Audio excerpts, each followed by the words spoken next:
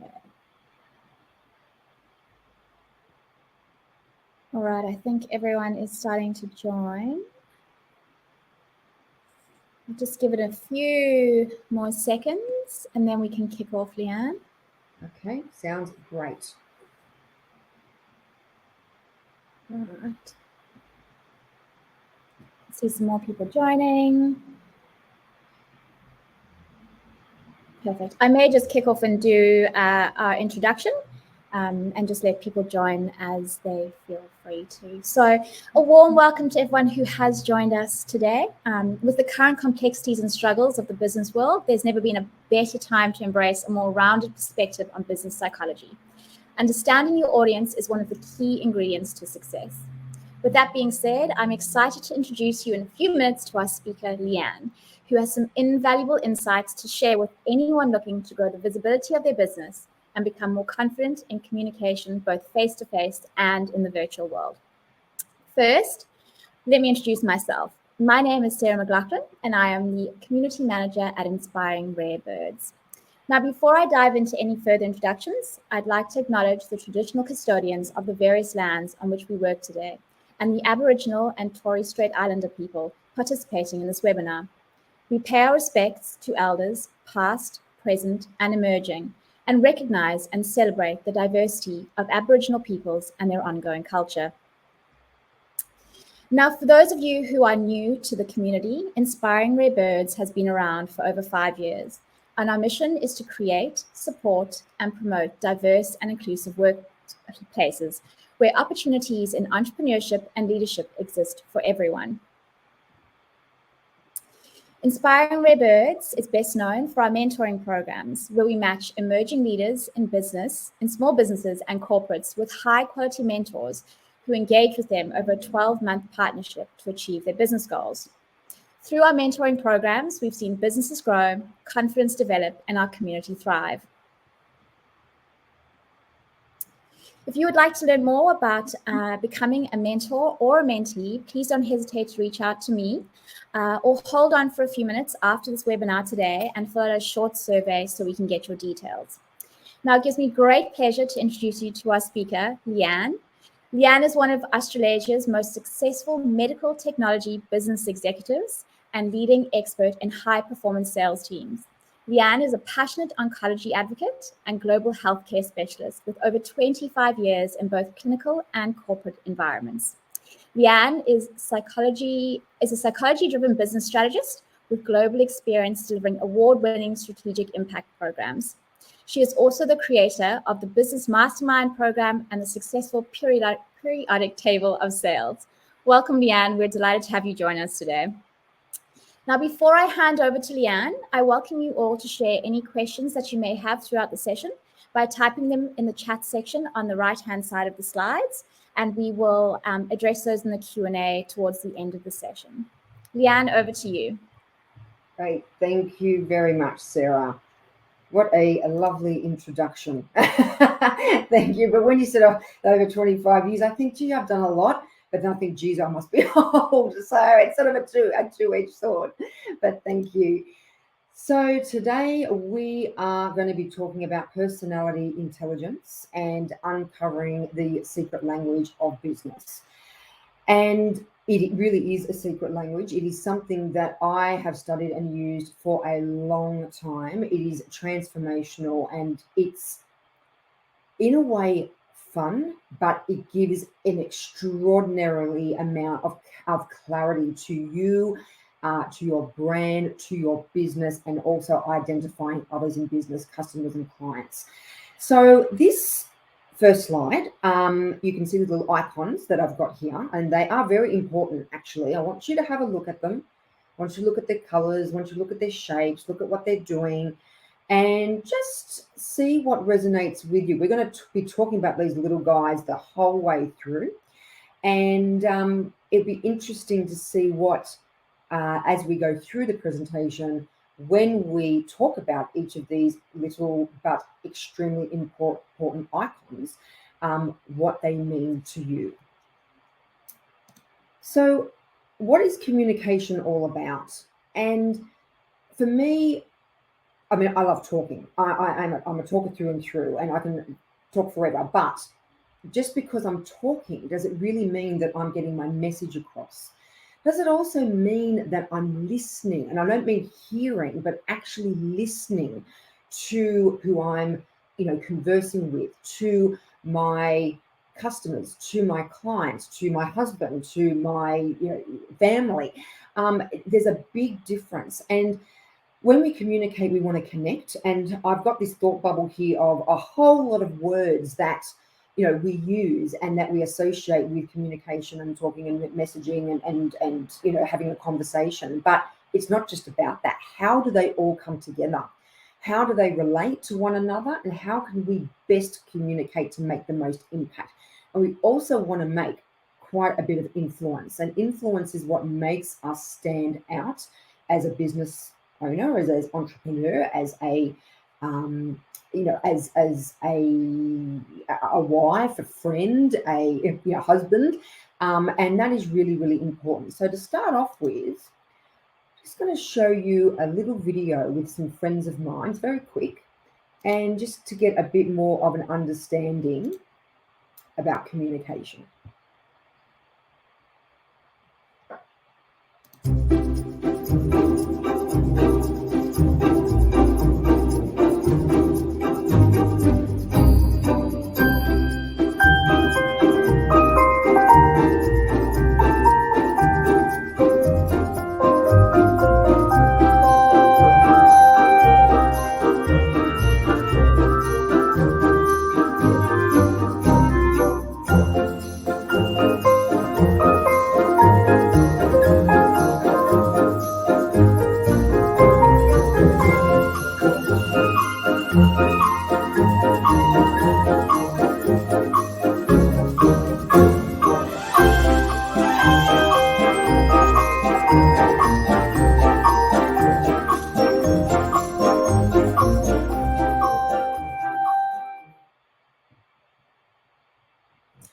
And there you go. That's what we're all about, our little clay friends that are explaining that we can easily get lost when we communicate. It feels like a maze. We can't find our way out. They are the building blocks of relationships. And, I know that, that video that we built, and I love building those videos, are it's cute, it's colorful, again, which is really important, and it's it stands out, but it actually has a really very deep and empowering message of trying to find the right words and trying to find the way to best communicate. So how do we communicate? There's all different ways, and even now we are communicating in a different world, a virtual world, a digital world, and it's really hard. A lot of people talk to me about how do I replicate what I do face to face, because face-to-face is always so much better. We can pick up those non-verbal cues. We look different. We act different. Our gestures are different. Right now I'm looking at all of you beautiful faces. I can't see you, unfortunately, as much as I would love to. But and I'm used to doing this, yes, I understand, but I am looking at a camera that is, 15 millimeters in diameter. And I need to express myself and need to communicate my message across to you in a way. If they were sitting down with you in a room or in a meeting with a cup of tea or a glass of wine, it needs to be that same way. And it can be really difficult, but we're going to go through the ways that we can actually bring that communication back to sort of a more real and a more emotional way of talking and that language of business. So I'm just going to start off with a really quick story. I love stories. I have loads of stories. But I have worked in the medical industry. My background's in oncology, so cancer patients. And then I moved into industry and into business, long time ago, and worked in sort of very high impact environment, very high emotional environments. And, when people say, oh, what do you do for work? There's so many things I could say. However, I simplify it and I say, my answer, I love what I do. I talk to people every single day. And that's exactly what I do. No matter what the context is, no matter what the theme is or the topic is, I speak to people every single day and I love it. And it's really important that I get my message across, and also that the person that I'm having a conversation with is understanding what I'm saying, because it's not all about me. It's about the person that I'm talking to. It's about, my customer. It's about my client. It is all about them. So when I am having a conversation, you can see here I'm having actually a nice conversation with a cup of tea. I drink a lot of tea. I love green tea. How do I feel? So I want to feel connected. When I'm having a conversation, I'm communicating, I want to feel connected. I want to feel understood. So I want the person that I'm speaking with to understand what I'm saying, not just my words, but my intention.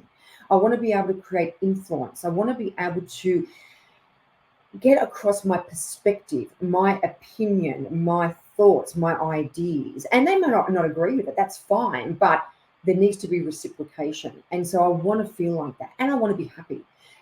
Talking to people, having a conversation is generally a happy experience. I know we have some uncomfortable conversations, but that's also because of a lot of miscommunication. But I want to be happy. But it's not, again, all about me. This is Kerry. Kerry is actually a girlfriend of mine, so a client, but she did the photo with me. But it's about, what does Kerry want? How does she want to feel? Does she resonate with me? Am I talking to her in the way that she wants to be spoken to? Are we emailing in a way that the recipient wants to receive an email? Are we talking online in the virtual context in a way that someone on the other end of the camera, of my 15mm diameter camera that I'm looking into right now, am I resonating with them? And if these are tools and tactics that you need to learn, skills that you need to develop to really resonate with the person on the other side. So what's the key ingredient?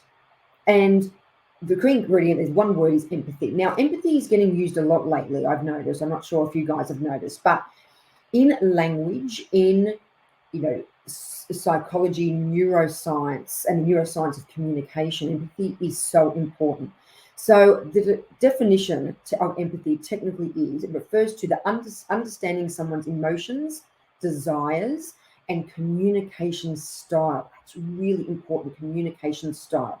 And using that information to treat them in the way they want to be treated, rather than treating people like just another row on a spreadsheet, just another person on your email list, just another client, just another customer, just another something that or someone that I need to communicate with, or have a phone call or get feedback from.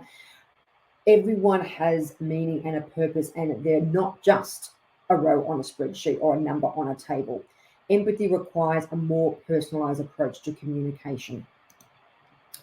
So what's the problem? We're humans, we're social beings. We talk, we socialize. But why aren't we getting our message across? Why do some customers resonate with us and some don't? Why do some clients resonate? Why are some businesses successful and some not? There is a problem, because if we were doing everything correctly and understanding one another at a much deeper level, we would all be successful. We'd all be challenging one another to be the best that we possibly can, but we're actually not. So what is the problem? We communicate in a way that is natural for us because that's our default. That's great. However, we have a tendency to assume that everyone else wants to communicate in the same way we do. Now, I am extremely animated. I talk loud. I talk a lot. My hands go, again, animation, and I'm very much, find it very difficult to even sit still or stand still. I'm actually sitting because if I am at a standing desk, I tend to move forward and back, which would drive you guys nuts. So I am actually planted in a seat. So I do stay as still as I possibly can. But the other person that I'm talking to on the other side of the screen, or in a meeting, or in a boardroom, may not be a talker like I am, may not be want to be communicator like this, may not want to hear my big pounding voice, may not want my hands moving all over the place. I can't just assume that, but we do. We absolutely do. And it's also because subconsciously that's what's comfortable for us. So we forget what is comfortable for you, or what is comfortable for the other person. So understanding personality traits is really important. The other thing, and this has been happening for a while, but even more so now, is we are super duper hyper connected. So even more now during the pandemic, with all the explosion of digital communication and contact, we are super hyper connected. Time and attention is a problem. So we have to decide, we're negotiating with ourselves, who deserves our time? Who deserves our attention? Have I got time for this? Is this an email that I want to read to the end? Is there something in there that is grabbing my attention? Or is this just a standard email template that's been sent out en masse? No empathy, no emotion, not interested. So this is becoming a problem also. And as much as it is efficient, and I recently published an article on the moral dilemma of artificial intelligence, because machine learning and machinery and electronics are very, very efficient, and it streamlines the processes. But there comes a time where we have to put ourselves and our emotion. We are people. People communicate with people. People buy with people. People do business with people. Sorry, people buy from people. So we need to bring that back to the person. And the other thing we need to concentrate on is the people thing rather than the business thing or the product thing or the service thing. We have to just step back and bring it back to us as humans, us as people. So how do we communicate better? So to help improve communication skills and build really strong, beautiful, and powerful relationships, we use 3 really effective frameworks. And those 3 frameworks are DISC, which we're not talking about today, personality mapping, and archetypes. And we're going to delve right in, deep dive into archetypes. Now, for me, I have a medical and scientific background, very technology based. So I am data driven, evidence driven, statistics, analytics. So for me to use any kind of psychometric instrumentation, any kind of method that is going to create a resource or a tool for other people to understand, it has to be evidence-based. Now, the reason why we use these methodologies or frameworks, and I have for about 20 years, is because they have been around for thousands of years. There are a lot of tools out there, and some of them are great. A lot of them are really good. Some of them are old in terms of old technology and old ways of thinking, not old as in historic. And for me, it's really important that evidence-based tools that can be measured, that there is a metrics component. It's really important that we use that. So then we can gauge how we are, how we're doing, and what we need to improve. So let's go into archetypes. So remember on the first slide, there were all these icons with the colors and doing different things. They now have a name. So here on this slide, you can see each of these 12 archetypes, each of these 12 icons, each represent a certain motivation and a certain unconscious bias that we have. It's what's innate. It's what we naturally resonate. It's what we naturally expose and exhibit without even realizing. It's also what others do and how we recognize certain things. So how we would recognize brands, how we recognize people, how we recognize advertisements, all these sort of things. They are all using the power of archetypes. So what are archetypes? What are these things? So technically, archetypes are the universal inborn models of people or personalities that derive from the collective unconscious and play a role in influencing human motivations, emotions, and behaviors.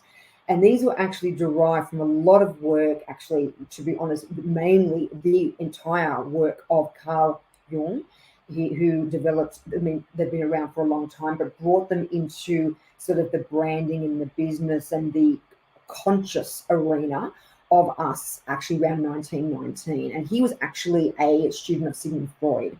And together they initially worked on bringing archetypes to a an environment and an area of consciousness, so we can then use them to benefit our business and benefit our communication. So there's a lot of work that was done. There are hundreds of archetypes out there, but we have been able to have managed to bring down to 12 categories, really important categories, each very different. The one thing I want to say is there's no right or wrong archetype. There's no better or worse archetype. It is what you naturally are. What is actually detrimental is portraying an archetype that is not you, that is not subconsciously you. It's not your talents. It's not your strengths. It's not your emotions. It's not your behaviors. That's when we run into trouble. And that's where a lot of businesses and a lot of people that are trying to find their identity get it wrong. So for an example, and I was talking to Sarah about this before we started. So I've got, you can probably see in my hair. So for me, this is part of my archetype. How I dress is part of my archetype. I have a very unusual archetype. But what I was saying to Sarah is I've become known for wearing something in my hair. So when you recognize an ad or recognize a logo, recognize colors, recognize a person like Albert Einstein, Oprah Winfrey, Beyonce, when you recognize these people, that's because they exude a certain archetype. And we actually have meaning, and it draws emotions out of us. There's a recognition, there's a meaning. It's like, well, actually that brings up that memory, or that brings up that emotion. It's like, yeah, I remember that. Or when someone says to you, oh, I saw such and such today, or I saw this in the park, it reminded me of you. That's because you're exuding your archetype, and they have associated that leaf, that color, that product, that item, whatever it is, with you. So for me, I've become known, something like a legacy of wearing something in my hair. Now, I've got a small black thing, but sometimes I wear pearls, I wear big flowers, I wear bows, I wear all sorts of things. My hairstyle allows me to do it. It's something that I've loved, and it's something that I've actually done from very little. That is becoming, a sense of an innate motivation. So when someone sees me or they see my name, go, oh, Leanne Elich is speaking. I wonder what she's going to wear in her hair. And as I was saying to Sarah, I've had people come up to me if I haven't put something in because I've been, running out of time, I've been really busy. They'll say, oh, you don't have anything. And I'm like, no, I haven't. And it becomes more of a problem than if I did. So again, it's that stirring up that emotion, that familiarity, and that relevance to your brand and your business. So archetype, that's the topography. It comes from the Greek archetypos. I'm actually Greek, but that's not why I mean archetypes, and which means original pattern. So as humans, we make decisions every single day. Little decisions, big decisions, very significant decisions, decisions that don't really matter, detrimental decisions, life-changing decisions.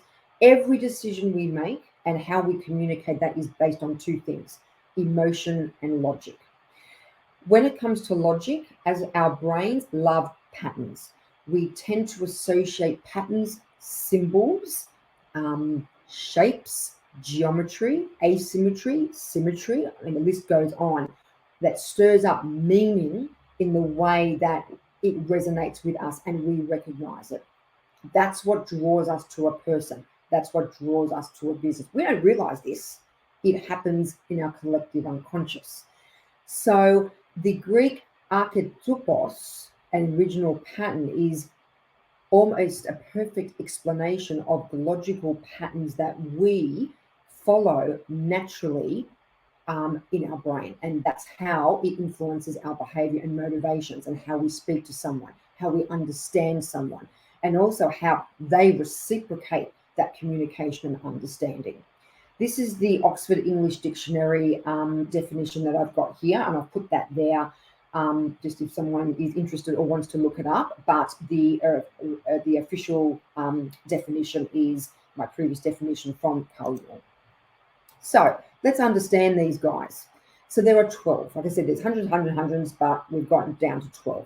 And you can see that there are three, they're in color blocks. So there's actually quadrants. There's 3 in each quadrant, and they're different colors. You can see with green starting from, say 12 o'clock on the clock going clockwise, the greens, then the orange, and the pinks and purples, or pinks and then the purples. And that's actually really important because they're grouped in certain motivational biases or motivational expressions.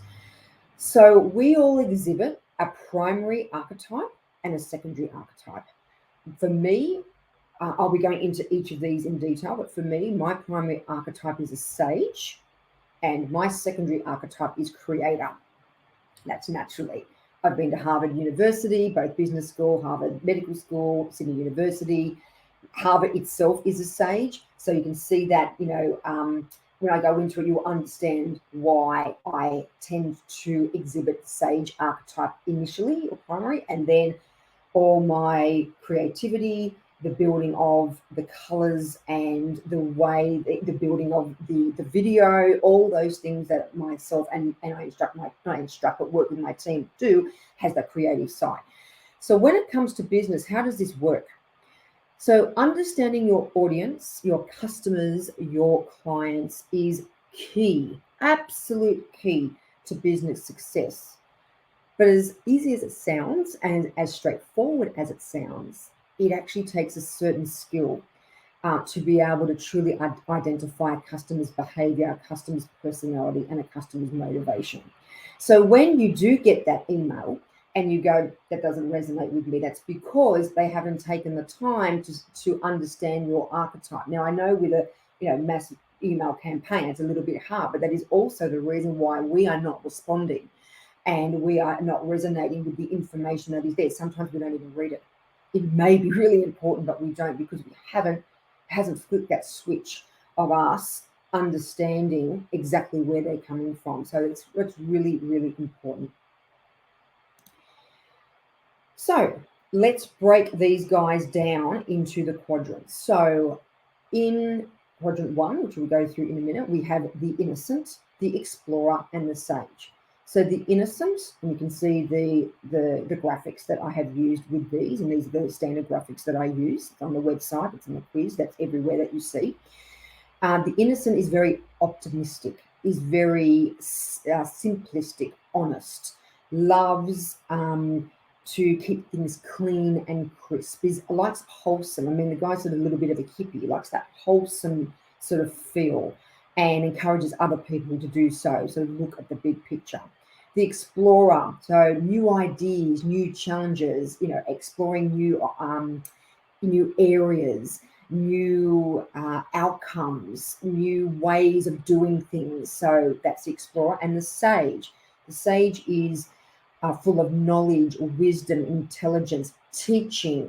A sage loves the outcome for a sage loves teaching people and getting them to understand certain things. It's offering knowledge, offering learnings, and sharing that information. So our next quadrant, the jester, the lover, the everyman. So the jester is the clown. So you've got the class clown. You've always got a class clown or a company clown, but someone that is very much belonging, likes to be around people, likes to make them happy, likes to create an experience for someone that is lighthearted and to bring a bit of fun to a situation or to a business. The lover, very sensual, intimate, sharing, very much wanting to do things as a group and sharing these sort of sensual experiences.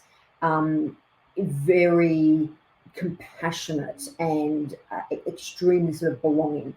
And the everyman. So the everyman is your day-to-day guy or day-to-day girl. And sometimes this is actually called, the everyman is also in some books called the girl and the guy next door. So, doing the groceries, really resilient, bringing it, making it real, coming back down to earth, bringing people back to off their, their pedestal back down and go, listen, we really need to do this, otherwise we're never going to get up there. So that sense of, reality and, keeping things real. Then we have the hero, the rebel, and the magician. So the hero, as it says, he wants to be the best of the best, extremely competitive, pushes boundaries, wants to find an outcome that is very different, wants to make sure that, not in a narcissistic way that he looks good, but wants to be the one to bring the solution to people. Is a hero. And then we've got the rebel, the revolutionary, the outlaw, the protester, pushing boundaries. I mean, I'm all for pushing boundaries, but going beyond where they should go is a massive, massive risk taker, the rebel. And the magician. So the magician is the instigator of transformation, also called the alchemist, brings out the best in people. He's very good at change management and cultural management and understanding how businesses operate and how they can be changed for the better and facilitating that transformation. The ruler, the creator, the caregiver. So the ruler is, I have my kingdom. I want to make it the best experience for you, but I am the one that is responsible. I'm the one that's going to be the person to make it happen. The creator loves a sense of stability, to be able to push boundaries, but in a creative way. Use colors, use fonts, use numbers, use shapes and use those sort of patterns to make a decision, or patterns to create a conversation. Now, I'm not talking about making patterns, but in the way that you use language. A lot of conversational rhythm. So what I call conversational rhythms, when you have two people talking, two different archetypes, and you're like this, like a wavelength, if you can see my hands, and then all of a sudden it comes together.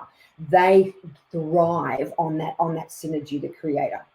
And then the caregiver is the person that you go to if you've got a problem, the person, I want to sit down and bounce an idea off you. This happened today. I just need to talk to someone. I just need to cry on someone's shoulder. That's the caregiver. We all need one of those.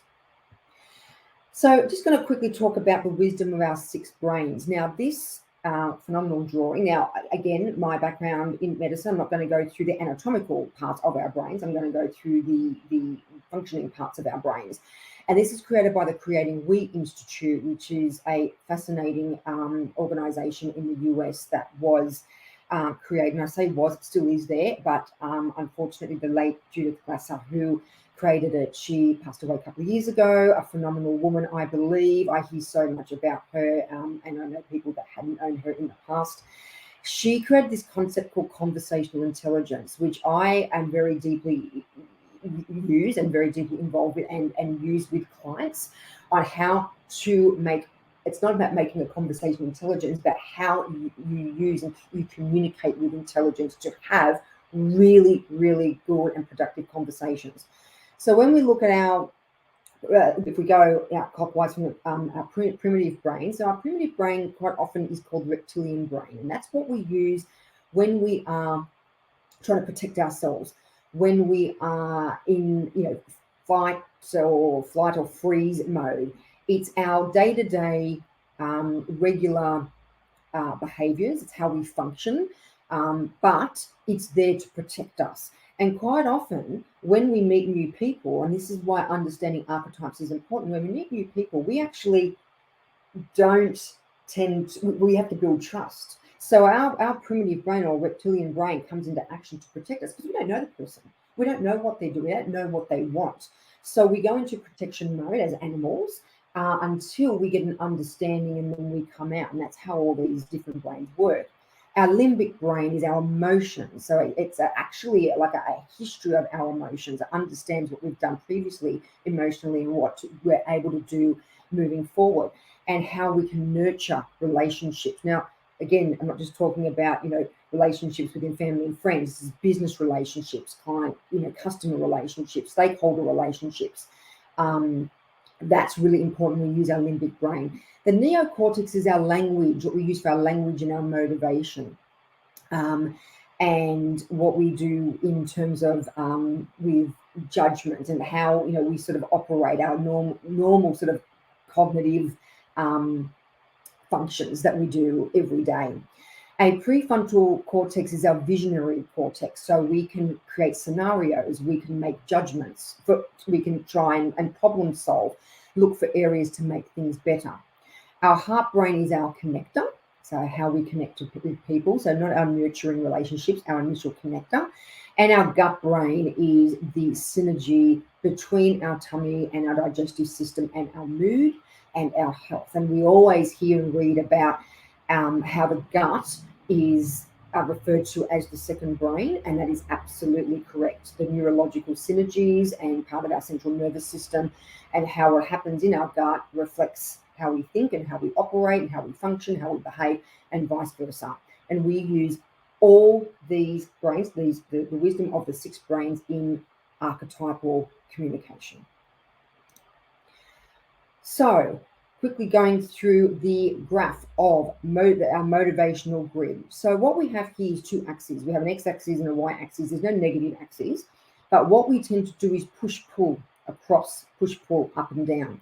So the independence, and this is also why the quadrants are coloured in the way they are. So our innocent archetype, our explorer archetype, and our sage archetype are independent. We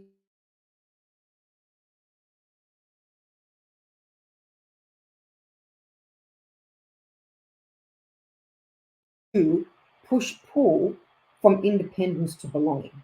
We do teeter backwards and forwards or seesaw backwards and forwards. We would never ever go really in the as part of the independence all the way to the belonging, but we do tend to go backwards and forwards depending on the situation. So that's our axes. The jester, lover, and everyman is the belonging. You know, the jester wants to be around people. You know, he can't be funny if people don't respond. So, you know, there's, you know, likes to, you know, be funny and make people laugh and make people happy. The lover obviously needs that sense of belonging, and the everyman. So the motivation expression of this belonging archetype is being around people. Then we go into mastery, quite often called risk. As you can see, the hero, the rebel who is the master of risk, and the magician. Now, it's interesting that the magician is part of mastering risk, but the reason is because it does take a lot of risk to inspire transformation, to get people to, or influence people to change their minds, change their ways of doing things, or just transform in, or change in basic sense. So there is a sense of mastery and getting that right. And then stability. So we have the ruler, the creator, and the caregiver that likes to be stable. So the ruler, obviously you think, well, the ruler's going to go out and do what he wants. But no, he wants his kingdom to be stable. He wants his kingdom to be safe. The creator wants stability. The caregiver needs stability, obviously, to look after people. So those motivational grids are extremely important. So what I've got up here now is brands, and we're going more now into the archetypes of business, archetypes of branding. And we all know these brands, and we all see them, you know, the logos and the colors, and we sort of look at them and go, yeah, I know them all. However, each of them would spark a different meaning, a different emotion, a different feeling to someone else. And each of these 12 brands represent, I mean, there are lots of brands in the groups, but I've only used one just for clarity, each of the 12 archetypes. And we're going to go through each of these in terms of the voice and customers and colors and fonts. So we can see just in the visual, in the graphics here, the colors, the shapes, the patterns, the geometry. So, you know, squares, rounds, you know, circular, symmetry, asymmetry, even the type of, you know, even little icons that they use, you know, like Dove and Rolex. And these are all well-known brands that we associate with. And it's like even using Coca-Cola. I didn't use that because everyone uses Coca-Cola, and I wanted to use different brands because you probably heard about that before with Coke. You know, that's a brand that we see and we recognize instantly. We know what it is. You know, it gives us an emotion. We hold a can of Coke, and it's the same thing. It's like, oh, yeah, okay, can of Coke, I'm going to have something to drink. It's going to be fizzy. We know it's going to be fizzy. We know what it's going to taste like. You know, we see it. But that's, if we had a plain silver can with Coke in it, we have no idea. So we're associating it with the brand, with the colors, with the shape, all those sorts of things. Just trying to give you an example. So let's go into Dove. Dove is the innocent, of course. So with Dove, the voice, or someone who is a Dove, or a business who is a Dove, has a simple, optimistic, honest, humble, and cheerful approach. Your customer, who is a Dove, is hopeful, They encourage people. They are joyous, simple, and clear. So someone, when I'm speaking to someone, sage, speaking to someone who is technically innocent, an innocent, I wouldn't bombard them with information. I wouldn't make things really complex. I wouldn't. I'd stay, cheerful. I'm always cheerful anyway, but I need to keep it clear. If it was too much information, they wouldn't resonate with me because they are an innocent archetype and they like that optimism, simplistic, and sort of that humility. Their goals are to be happy. They're positive. They like to be positive and pure. Again, that simpleness. And their fears, anguish, complexity, deceit, and negativity. So they don't actually respond well to any of those. So when you're communicating with someone who's innocent, you keep that in mind and say, wow, I need to keep things simple. I don't want to make it complicated because they're not going to respond. And the colors and fonts, sans serif fonts, which are very basic fonts, quite often not italic, which Dove is, to be honest, but quite sort of, crisp, clear fonts. And you can Google and find out exactly what sans serif fonts are, but they are just those sort of more boldish fonts. And the colors that you generally see brands and businesses using with an innocent archetype, you can see here I've got the colors and I've also got the code. I know there's a name for it, but I can't remember the name off the top of my head. The palette number for the actual colors of what a what an innocent would actually use in the majority of cases. Sage. So Sage, BBC, Google, Oxford University, Harvard University, they are all sages, very structured. They do use shapes, so they do use squares and circles. They quite well use triangles as well. So their voice, knowledgeable, factual, decisive, authoritative, research, like evidence, like analytics. The customer or the business that you're dealing with will be educated, intelligent, wise, understood, captivated. Their goals is to show how intelligent they are and to teach people to learn. Their fears, ignorance, insanity, misinformation, and things that are inaccurate. So again, for me, as being in oncology, delivering radiation to a cancer patient, there is nothing more. It has to be accurate. The precision is incomparable. So again, having that sense of knowing that you are very structured and that you have that accuracy that's evidence-based. There's serif fonts and the colors and the color palette you can see. So a lot of green. There's a bit of pink and sage, the color sage, that brings wisdom and intelligence and knowledge to the forefront of our minds. The explorer, Jeep, absolutely. So Jeep, open-minded, resourceful, exciting, fearless, and daring. The customer, your customer is also adventurous. They're cultured, they're limitless, amazed and alive. So with a customer, you don't want to give them boundaries. You don't want to say, well, that's sort of the end of that. No, you need to keep things open, options open, decisions open. Their goals, so your customer goals, is adventure, exploration, self-discovery, and liberation.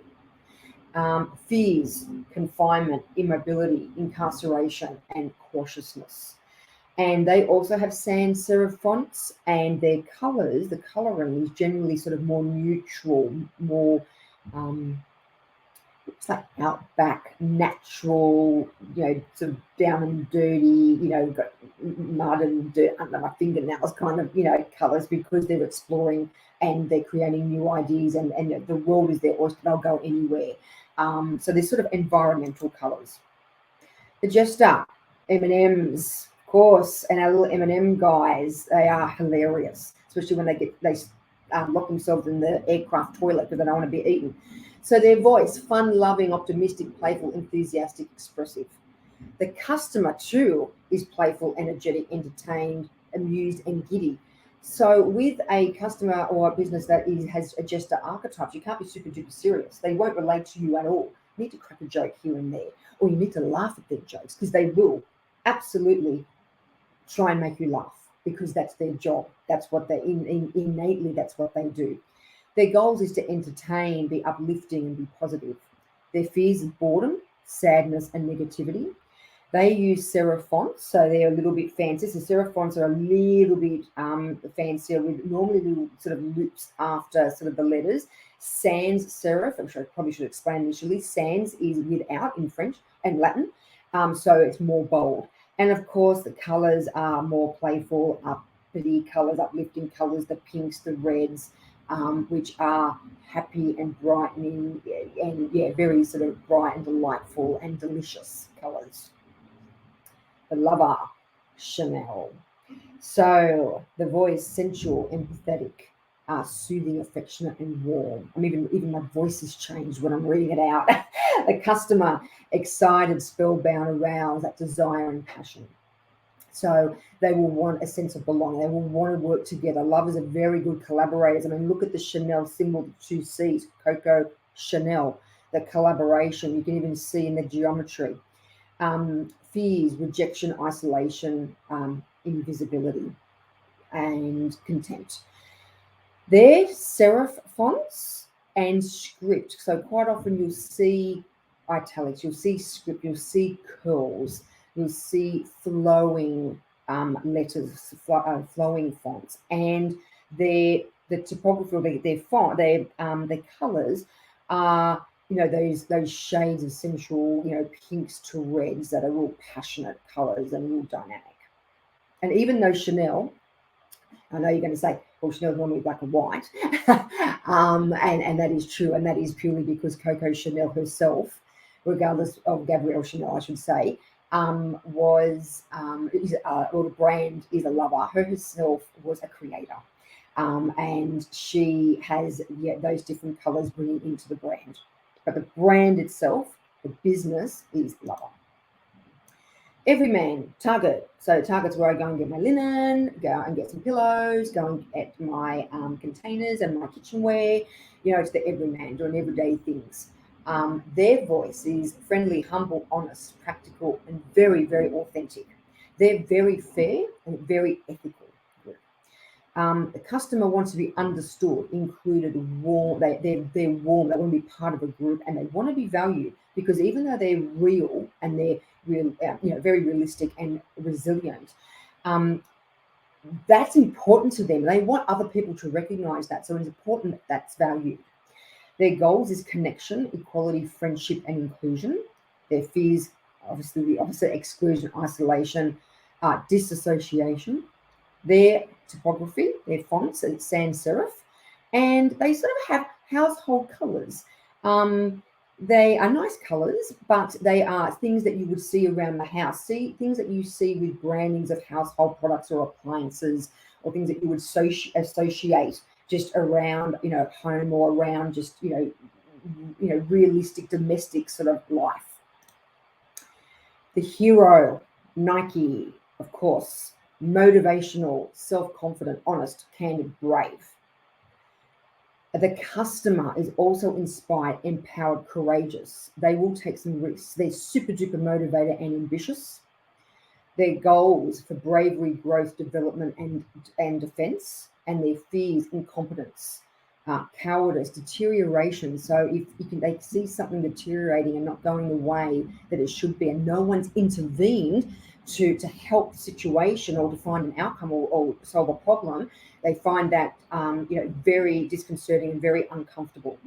They use sans serif, and their fonts are quite bold.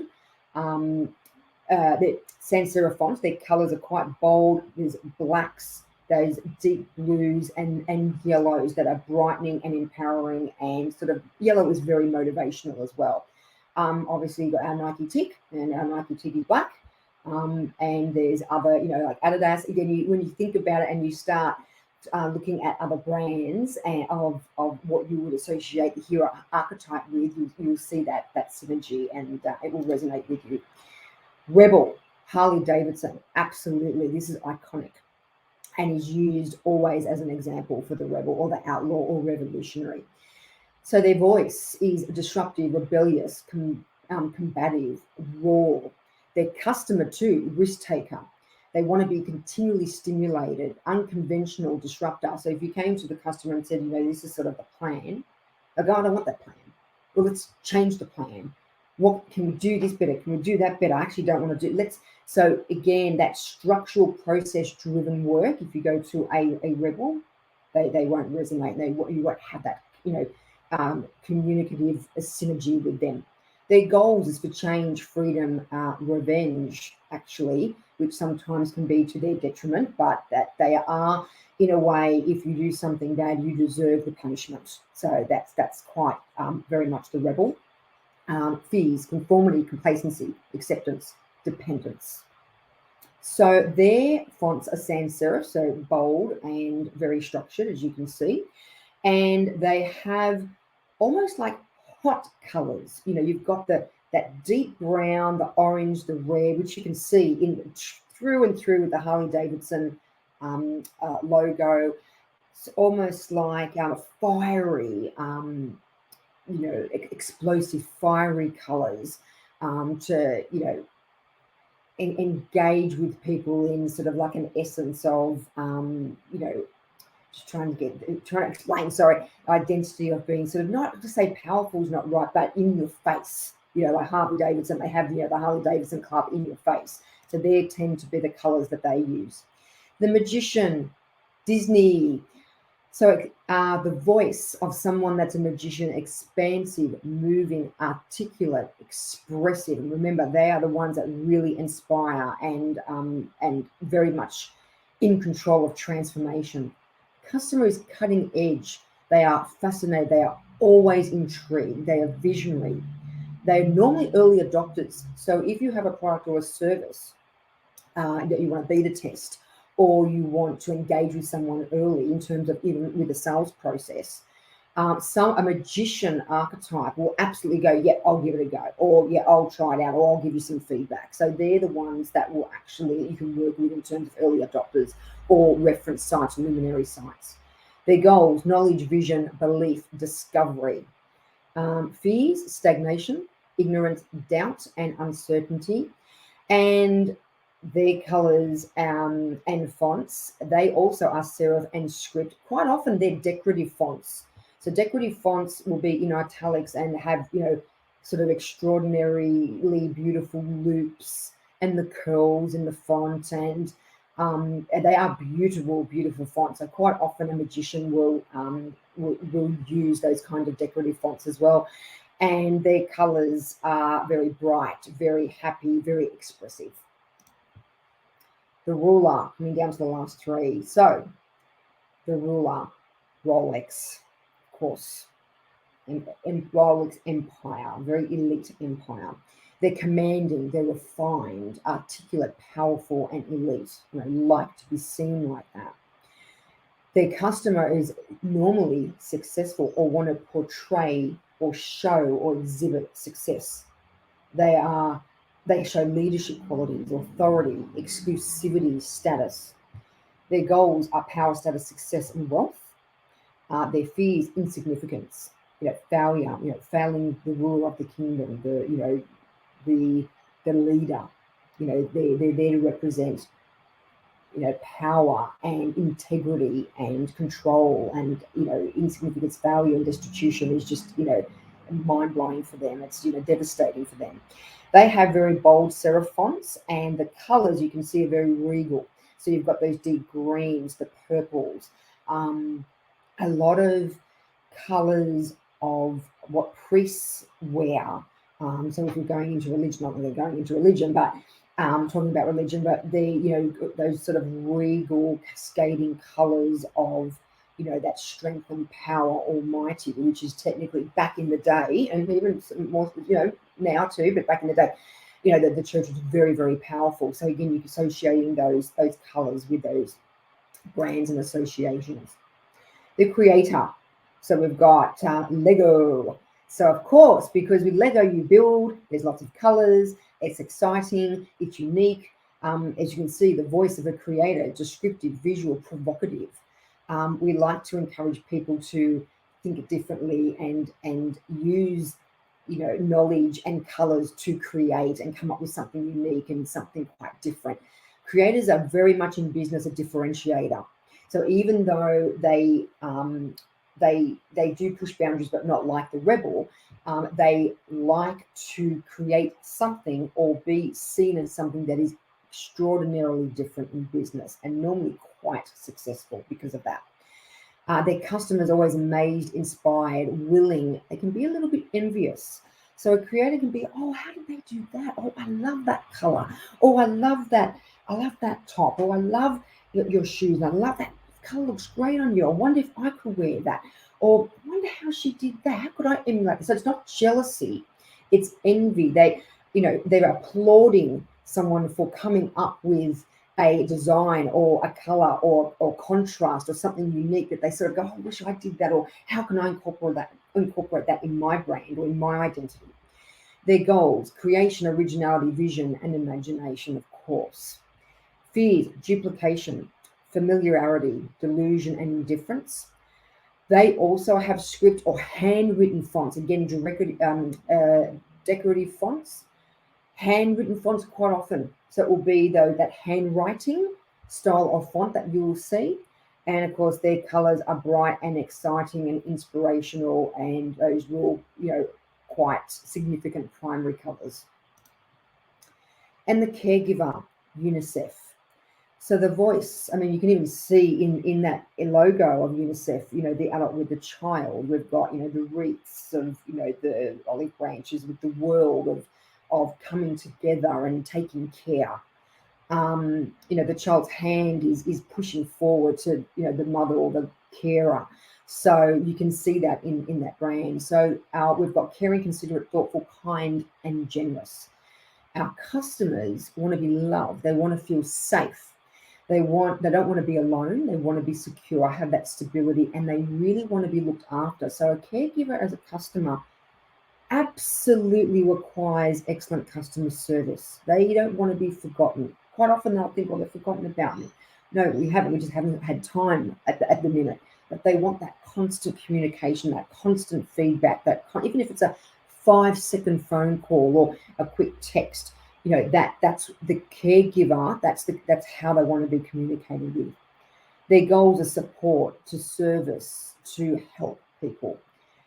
Their fears are anguish of others, helplessness and blame. So they don't like seeing others upset. They want to do whatever they can to make things better. They too are quite often script and handwritten fonts, not in UNICEF, but quite often because it's a soft font.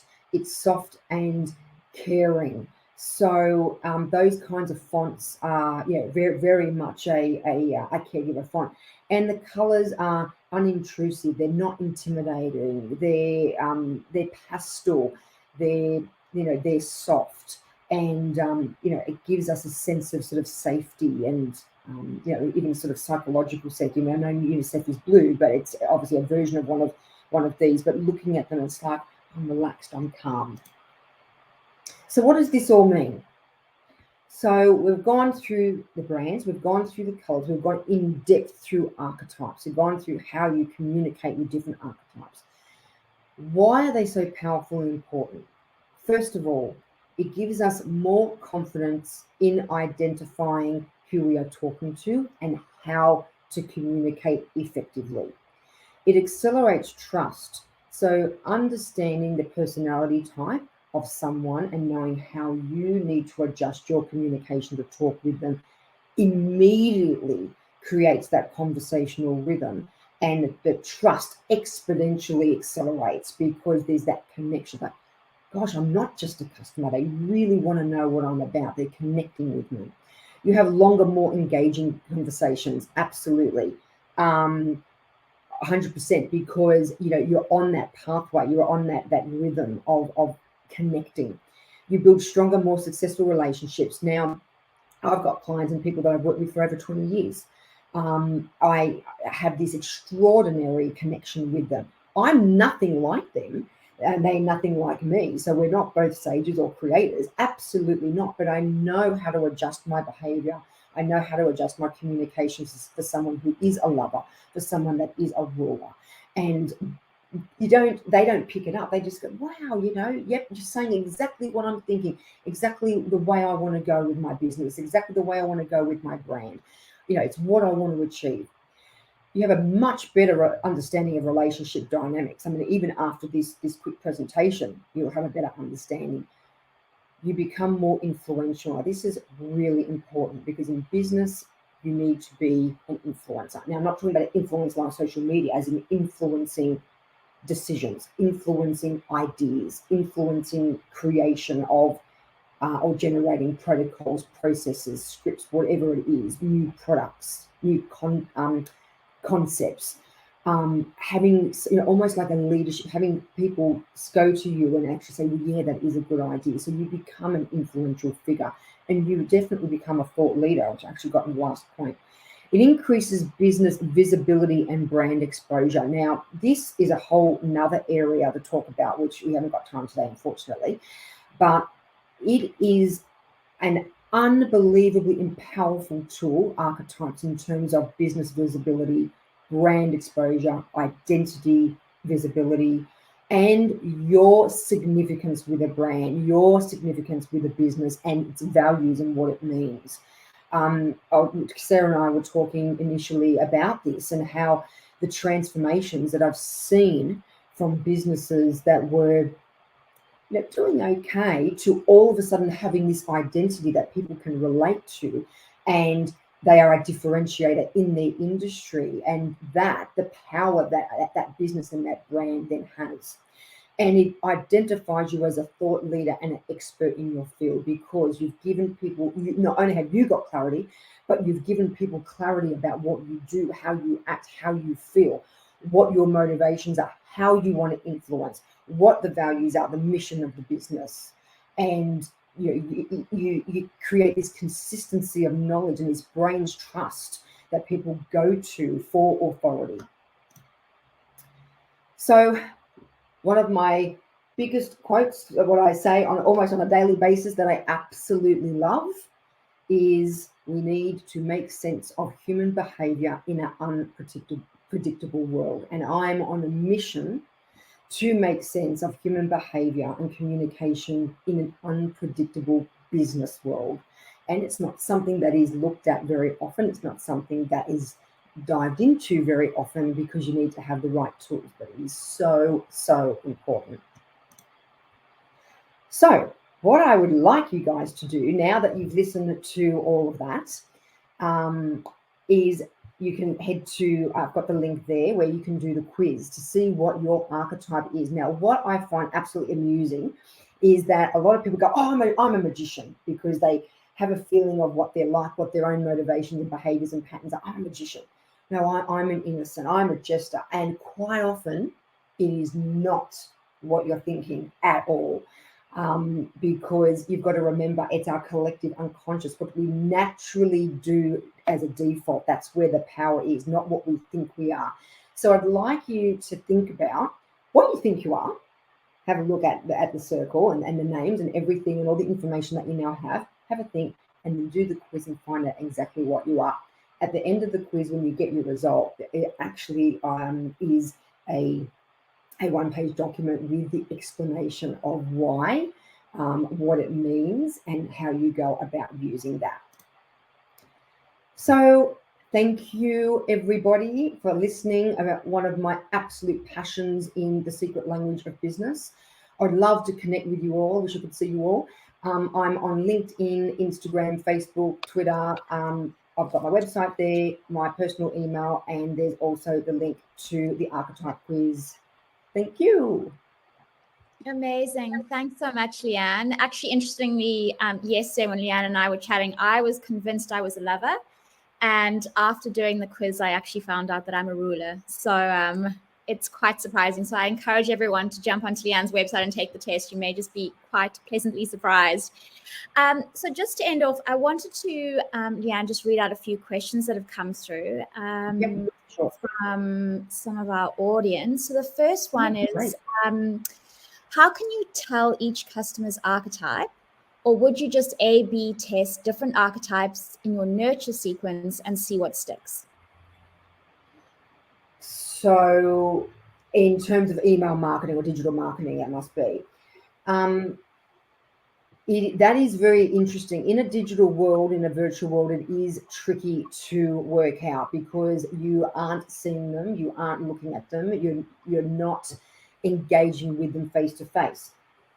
A/B testing is very good. The other thing you can do is, if it is another business, is to quickly pop onto their website. Now, I use this with my clients a lot.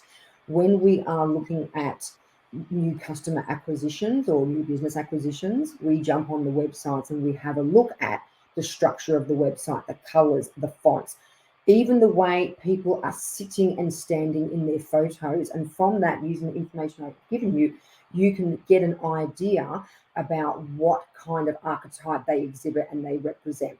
If it's someone that doesn't have a website and you can't get access to it, it will need to be trial and error. But what you could do is even have a couple of emails or different, I know it's more work, but it is absolutely worth it in the end, that are more structured to each quadrant. So you'd have the independence quadrant, the stability quadrant, the mastery risk quadrant, and the belonging, and then see how people react to those. Excellent. All right. The next question here is, what if you feel like you are and you can appeal to a mixture of archetypes? Must you choose one? Interesting. So there's two ways that I've understood this question. One is that you appeal to other people that are different archetypes, and that's the whole reasoning of this. Is so, say for me as a sage, I can connect with the rest of the 11, including sage, significantly. But the reverse of that is thinking that you are a bit of everything, and that is not the case. So you have a primary and you have a secondary. Now, there are some books and literature out there saying that you do have little bits and pieces of each. You don't tend to subconsciously exhibit those. We have a primary that we really exhibit that's really super significant, and then we have our secondary. During life, and Sarah and I did talk about this, when I get asked a lot, do your archetypes change? I get asked a lot in DISC profiling as well. As you grow up, you experience new things, you make different decisions, you've got different exposures and environmental variables. People that meet and come and go in your life, do they change? The answer actually is no, they don't. I have always been a primary sage and I've always been a secondary creator, but the levels of the sage and creator have probably seesawed up and down depending on my life experiences. You may exhibit a little bit of a lover or a little bit of a ruler, but they are insignificant to your primary and your secondary, and that's what you innately do, and that's what you need to concentrate on. Excellent. All right. Thanks, Leanne.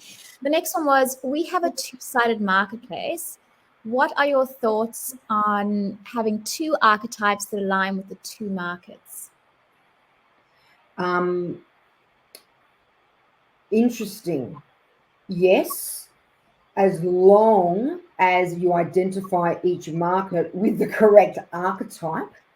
And quite often within a certain market, customers and the client or customers or businesses within a certain market will actually exhibit different archetypes within that market. But if you can identify the primary archetype in that market, absolutely you should be targeting them differently.